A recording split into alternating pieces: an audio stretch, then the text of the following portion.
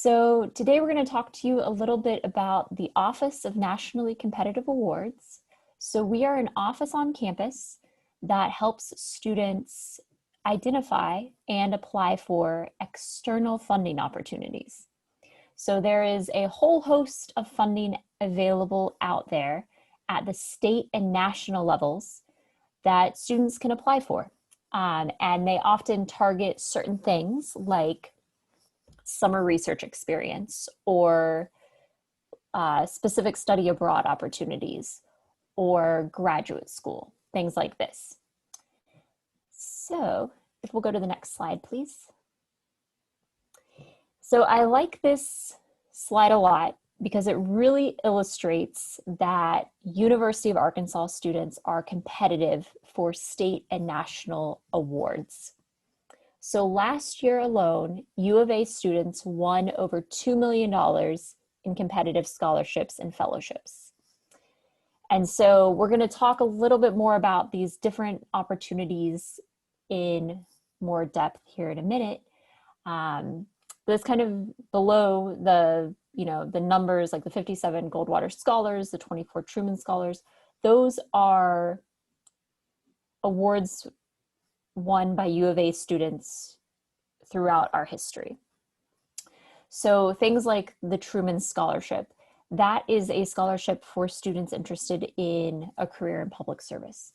And the U of A having 24 Truman Scholars, it puts us number one out of the SEC schools in terms of Truman Scholars, for example. 57 Goldwater Scholars in our history is also a fantastic showing when it comes to the preeminent undergraduate STEM award for students interested in careers in research. And the list goes on. So we'll talk about some of these more in depth here in a little bit. Next slide, please. So what do we do as an office? We hold information sessions on external funding opportunities, so things beyond the University of Arkansas campus, so beyond like U of A scholarships. We advise for internships and summer programs. We have resources to connect students with opportunities that match their interests. We do a lot of help with personal statements. So for a lot of the awards that we talk about today, but also postgraduate opportunities. So things like grad school, law school, med school applications. All of these things often ask for a personal statement.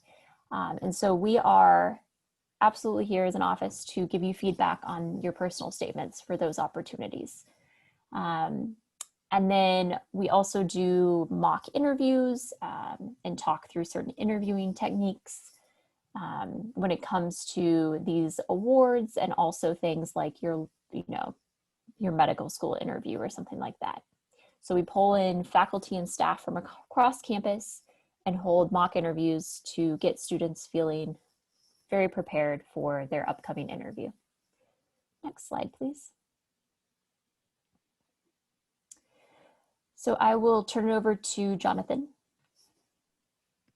Okay, so one thing that we like to do whenever we first meet with students is just learn a little bit about you, what your major is, what your graduate school plans are, if you have any, or career plans, sort of where you see yourself both in the short term and then in the long term. Because as you've already kind of seen, there's a lot of these types of scholarships out there. There's lots and lots of ways to get funded at the state level, national level, sometimes even the international level. And there are opportunities to do almost anything. And there's opportunities for basically any major. And so instead of just throwing this list of, hundreds of awards at you, we'll kind of get to know you a little bit. And then we might point you towards a grouping of awards. So if you're a STEM student, for example, there are several things that you can think about applying for that might help fund summer research or fund undergraduate studies or graduate studies, and you could apply for multiple of these if you wanted to. If you're interested in public service, there's groupings of awards that provide for that. The same for study abroad, same for graduate school abroad.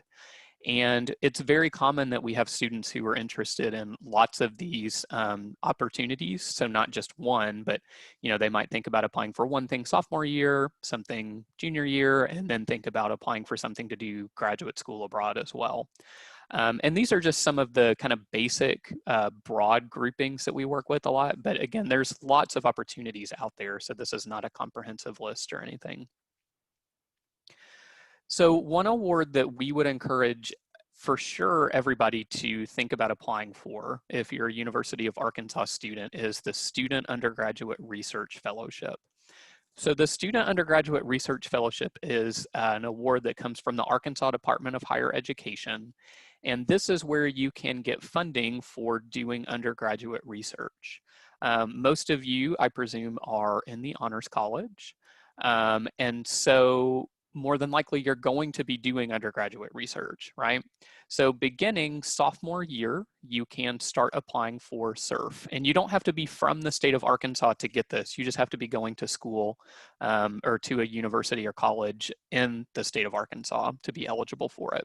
So the reason that I say sophomore year is you have to have 30 hours completed at the time that you apply.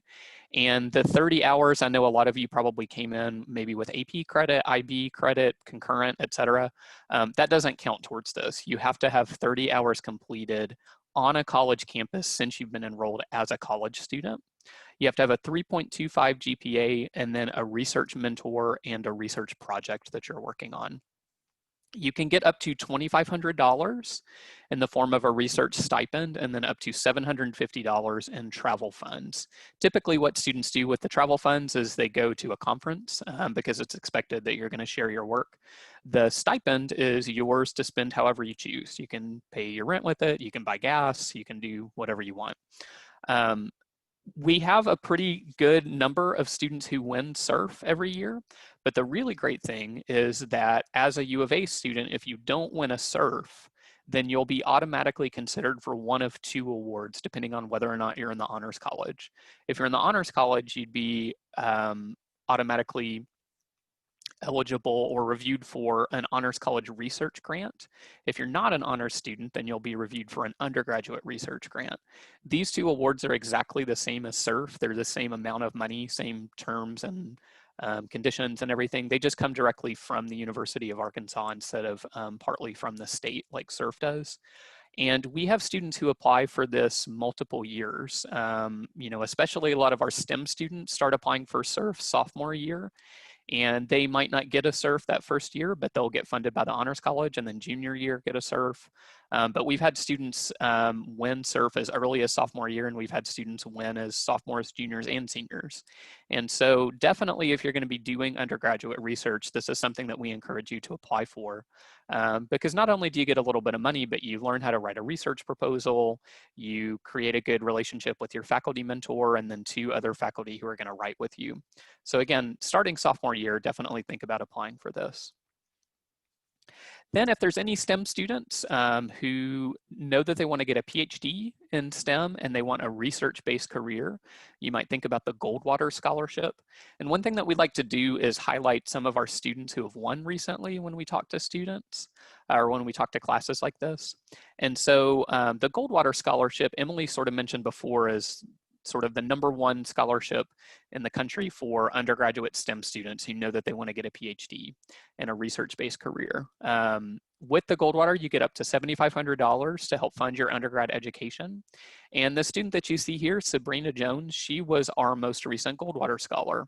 And Sabrina actually won as a sophomore. She won last year, and you can win as a sophomore, but it's tough, and you have to be a really stellar student, which is what Sabrina is for sure. She's an honors physics, psychology, and Spanish major. She's already done a lot of really great things. You can see this picture here. She's presenting her research. She's had publications. And so she was named one of the top 400 STEM undergraduates in the country last year when she was named a Goldwater Scholar. Then there's the Truman Scholarship. Truman is a really, it's an interesting idea because it's named after President Harry Truman, and essentially instead of wanting a monument or a building or anything like that named after him, he wanted a living memorial in his name.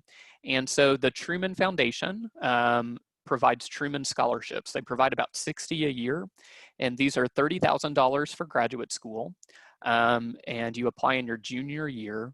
And it's for students of any major, but they're looking for students who know that they want a career in public service. Careers in government, nonprofit, or advocacy sectors, education, or elsewhere.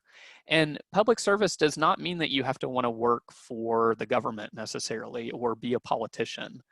We've had Truman Scholars do all kinds of things, but they all, were unified by this idea that they had this problem in society that they wanted to work towards fixing, and they were willing to dedicate their careers to do that.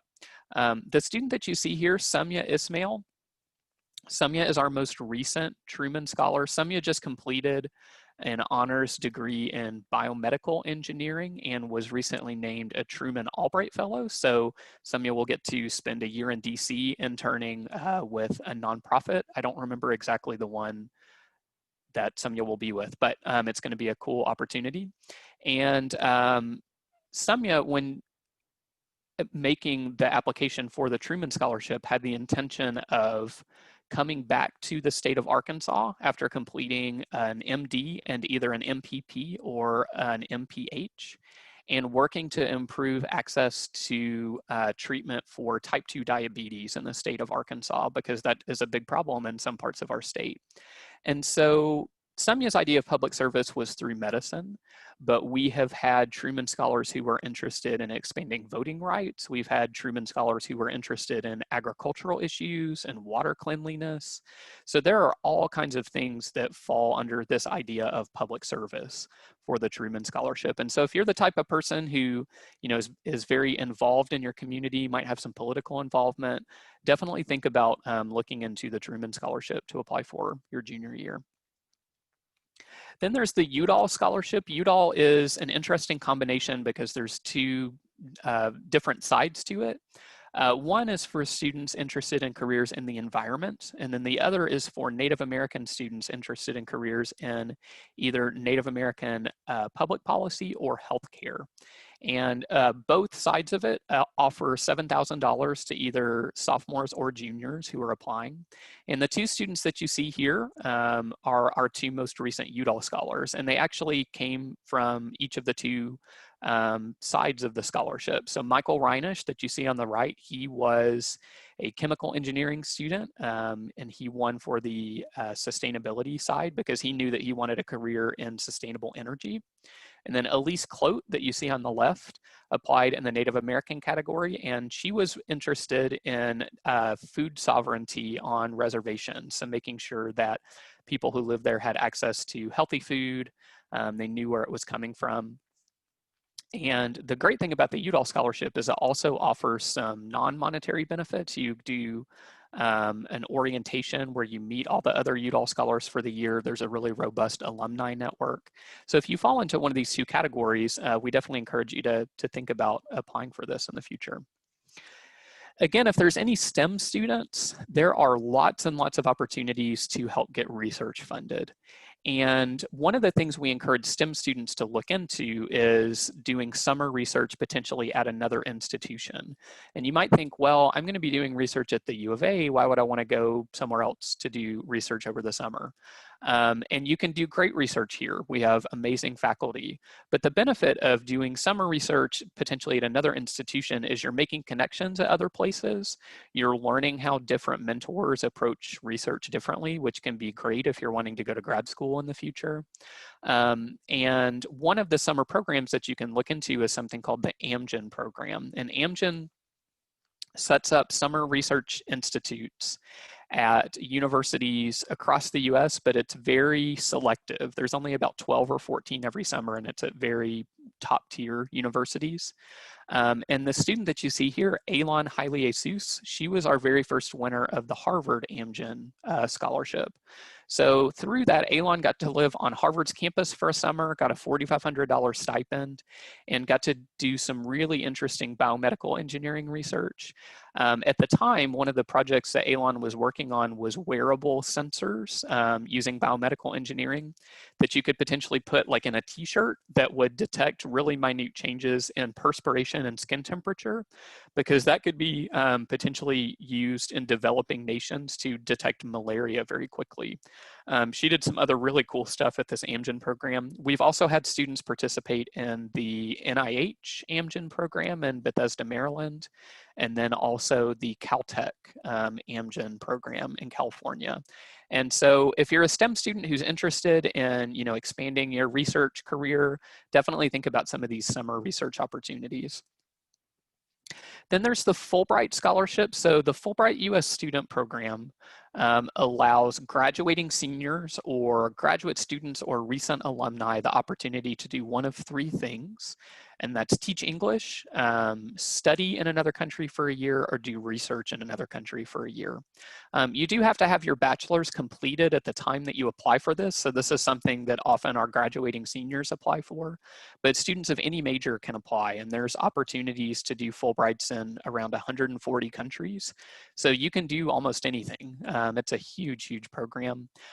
Just in the slide that you see here, the students that you see did Fulbrights in Thailand, Spain, Bulgaria, Malaysia, and Germany. We've had students do Fulbrights in Mexico, Costa Rica, China, Italy. We've had students go literally all over the world with this program. And so this can be a really cool thing to do if you're looking at some sort of alternative academic experience, before starting grad school, before starting med school, or this could be a really great way to maybe supplement your graduate studies or graduate research. There's lots and lots of opportunities through the Fulbright program that we encourage you to look into. A couple other things to be aware of that are going to fund sort of more traditional undergraduate study abroad. Again, through the Fulbright program, if anybody is interested in studying in the United Kingdom over the summer, after your freshman or sophomore year, look into the Fulbright UK Summer Institute. So these are kind of traditional study abroad programs hosted at British, typically universities, sometimes other institutions that last anywhere between 4 to 8 weeks. They're fully paid for, and the great thing is that only freshmen and sophomores can apply. The thing to be aware of is they're themed essentially, so each program is going to look at something different, maybe sustainability, maybe the European Union, maybe theater, and so it's important to look into one that interests you. But again, only freshmen and sophomores can apply, which is a really cool thing. The Gilman Scholarship, this is a scholarship that we do our best to promote, but we don't actually work with students on this. That's because the Study Abroad Office has had very thorough training on the Gilman Scholarship. They help students with their applications, and they do a really amazing job. Every year we have probably between 15 and 20 Gilman Scholars a year, which is a very good number. And the Gilman Scholarship is a really neat program because it is only for students who are receiving Pell Grants, and it applies towards study abroad. And you can do study abroad programs of varying lengths. They do have to be at least 4 weeks, so you couldn't do like a U of A intersession program, but you could definitely do a U of A summer program given that it's at least 4 weeks in length. And this is to help students who are receiving financial aid make study abroad a reality. And we've had students go all over the world with Gilman scholarships. The Critical Language Scholarship, if you're interested in studying what's called a critical need language, so something like Arabic, Chinese, Japanese, Russian, there's about 10 others that are on the list of the US State Department's critical need languages. This is something that you can apply for, and again, is fully funded. You go live in another country, usually for about 8 or 10 weeks in the summer, study a language intensively. And oftentimes you lived with a host family. And so this is a cool opportunity. If you ever want to learn more about it, Emily is always really modest about it, but she did a critical language scholarship when she was an undergrad. She went and studied Arabic over the summer. And then there's the Boren Scholarship. So if you're interested in language studies, specifically in an area or in a country or an area of the world that is not visited quite as much for study abroad, so basically anywhere that's not Western Europe, is not Canada, is not Australia, then you might think about a Boren Scholarship, given that you want to spend some time in your study abroad opportunity studying languages. Then finally, awards that provide for graduate study abroad Often, if students don't really know about nationally competitive awards or they're not really sure what this field is, a lot of times they've at least heard of one of these, and that's usually the Rhodes Scholarship. That's because the Rhodes has just been around a really long time. A lot of very well-known people have won Rhodes Scholarships, but this is just one example of an award that provides for graduate school abroad. You can see there's also the Marshall Scholarship, Gates, Cambridge, Mitchell. There's one just for STEM students called the Churchill. There's a newer one called the Schwartzman Scholarship that is basically set up to be like a Rhodes Scholarship in China. All of these are fully funded opportunities to do postgraduate education somewhere abroad, and they're looking for pretty extraordinary students. Not all of, or there are a few awards that our office works with that do have some need consideration. So things like the Gilman, things like Pickering, that kind of thing. These are strictly merit-based, right? So these are looking at your resume, looking at GPA, looking at your accomplishments.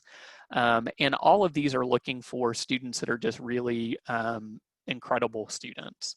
High GPAs, high levels of involvement. I always say that their resumes kind of tell a story. So when you look at what they've done, you can really see what they're passionate about and what they've already accomplished. This student that you see here, Victoria Malik, she's a great example of that. She also won a Truman Scholarship. She's very interested in agricultural issues. And a couple years ago, she won a Marshall Scholarship. She was one of about 40 named that year. And she used the first year of her Marshall Scholarship to complete a master's at Cambridge University, and she just completed her second year of the Marshall Scholarship to complete a master's at Oxford. And ultimately, she wants to work in agricultural issues in the state of Arkansas. So again, these are very competitive, but we, even since I've been in the office, we've had students win the Marshall Scholarship, the Gates Cambridge Scholarship, the Schwartzman Scholarship. And so absolutely our students are competitive for these because our students really are, they can compete with students from all across the country. Okay, so with that, I'm going to turn it back to Emily to talk about a couple more things about the office. So, as Jonathan just mentioned, these opportunities are quite competitive, kind of across the board. So, the chances of winning one of these scholarships is not overly high. However, there are benefits of competing for these scholarships, regardless of if you receive one in the end. So the application process itself for these awards sharpens your professional skills. So this includes, drafting your personal statement, really polishing that up, getting your resume in good shape, and then interviewing tips as well. Students often develop extensive working relationships with professors, both through working with their research mentor on an application, having conversations with professors for letters of recommendation, things like this. And students learn strategic interview habits, things that, all of this can be applied to future job interviews. It can be applied to graduate school. It can be applied to future opportunities across the board. And then it's really this last point that I like to hone in on. The application process helps students sharpen their career focus and or their research interests.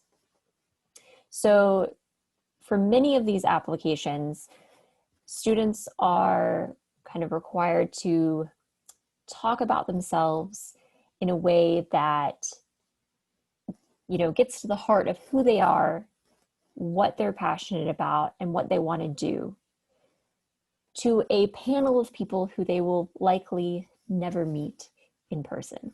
And so it really comes down to being able to put into words concisely what you want to do, what makes you tick, how does this opportunity connect you to what your graduate school and career goals really are. And that is an absolutely important process to go through. Next slide, please. So there are a number of steps to really consider as you begin to think about not only applying for nationally competitive awards, but also as you think about, 4 years from now, when you're considering postgraduate applications, when you're considering your job applications, things like this. So the first is to take challenging courses and maintain a high GPA.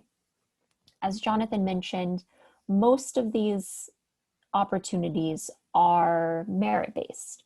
So, some take into account GPA early on and, with great weight, others to a lesser extent.